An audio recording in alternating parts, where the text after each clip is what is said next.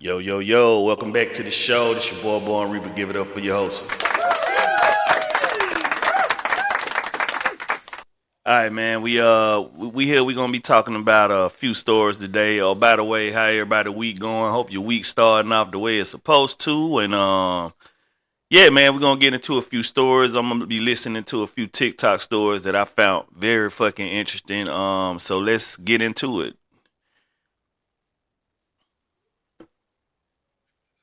So me and my fiance, we are getting married, right? And to be a part of our wedding, you have to pay $450 for a ticket, and that's for each guest. So we invited friends and family to our wedding.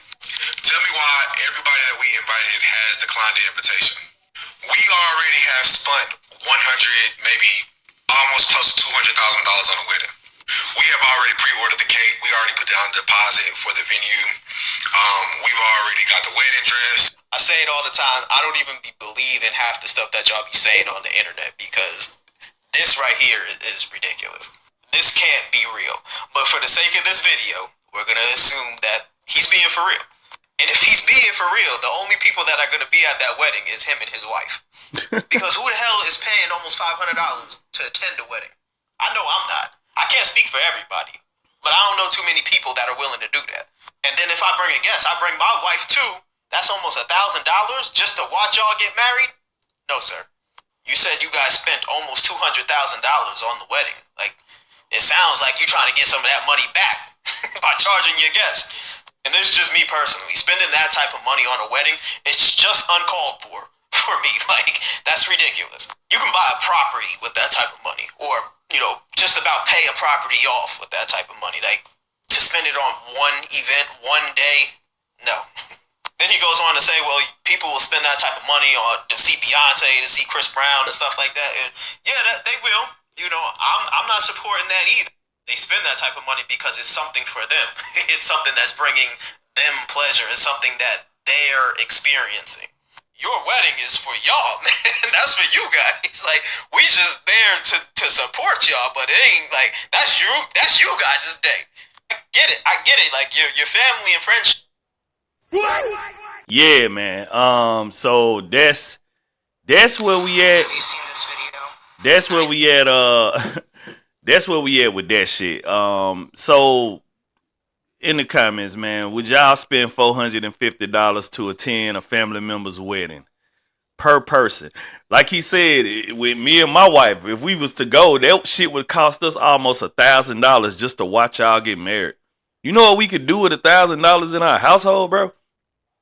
So with that being said, I'm gonna have to gracefully bow out of attending your wedding, and I see why all y'all family members backed out of that shit, bro. And it's like it's almost like it was a cash grab. You know what I'm saying? And like that shit is wild, bro. And they probably did a lot for their family. If they got 250, if they got 100 to 200,000 to spend on the wedding, I'm pretty sure that they did things for their family to think that they would get that back. But it's like, bruh, that's a lot of fucking money just to come sit there and watch your wife walk down the aisle and meet you at the altar, bruh. And that's just fucking a lot, bruh. And it's a lot to ask for. And for you to be mad and drop a TikTok video on it on your family and friends because they refusing to attend, bruh, it's just, come on, man. That shit is unreasonable as fuck. Maybe the ticket should have been $50 or something. You know what I'm saying? That could have went towards the wishing well type. Like me and my wife had a wishing well wedding, and we got a lot of $50 gift cards. You know what I'm saying? And shit. At the end of the day, it was a lot of money that we got for our wedding. You know what I'm saying? Folks really came out and supported us. We didn't ask for shit. I had an open bar. Drink as much as you want until it's gone. You know what I'm saying? Food is taken care of. We catered. I paid for the catering and everything. So I don't understand that shit. You know what I'm saying? So with that being said, that shit is dead, bro. I would not dare ask nobody to pay that much money. For a wedding. But let's check this out. Hopefully I can show this. I ain't got my screen recorder on right now, so hopefully I can show y'all. Were captured on camera. This is what the government's not showing us. Just take a look at this. So this is actual footage in Japan of when the 9 pillars of light, but nobody knows what this light coming down from the sky is. What is it? What could this be? Have you seen this video? The 9 pillars of light were captured. So basically, what I just tried to show y'all, it was a video of the 9 pillars of light shining down in Japan, and man, so at some point, man, we gotta the answers have to come out, man. All these mysteries is just keep piling up on us, and we don't know anything about what the fuck is going on in the world right now. And I don't. 9 pillars of light, a big ass beam of fucking light shot from the ground to the sky, and that shit was bright as the fuck. You know what I'm saying? So Project Skybeam, the end of an Avengers movie or some shit. I don't fucking know, man. But yeah, that's another mystery for another day. But yeah, man, I don't know what's going on in Japan. Overseas is always some wild ass shit. But let's get into another one. Let's get into another story right quick. America, get on in here. What the hell going on here? Now they done found some kind of giant statues under the ocean. Check this out. What's going on here? Could this be giants? God Someone damn. please explain this. Could this be it? Or another part of history? Please leave a comment Giant below. statues under the ocean, bro. Thanks for watching. This video is for entertainment only.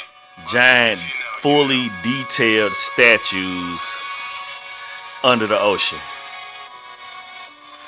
So I got something to speak on about that, bro. And then you know the video say real or fake. Of course there are statues submerged under the ocean. Let's talk about the shit that's not submerged under the ocean for a second. Let's talk about the Colosseum. Let's talk about the Great Pyramids and the Sphinx and the Aztec temples. There's some structures, bro, that are built and they are fully detailed, right? The technology we got now can't even replicate what some of that shit looks like today.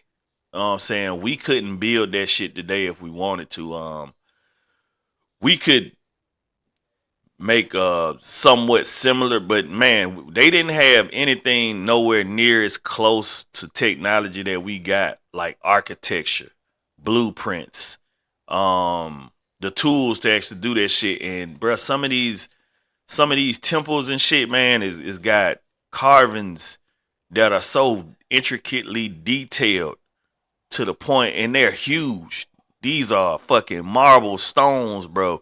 And we don't know how this shit got developed back in the day, bro. These folks ain't have nothing but their hands and regular ass work tools, bro. Who knows how many years it took to make certain shit.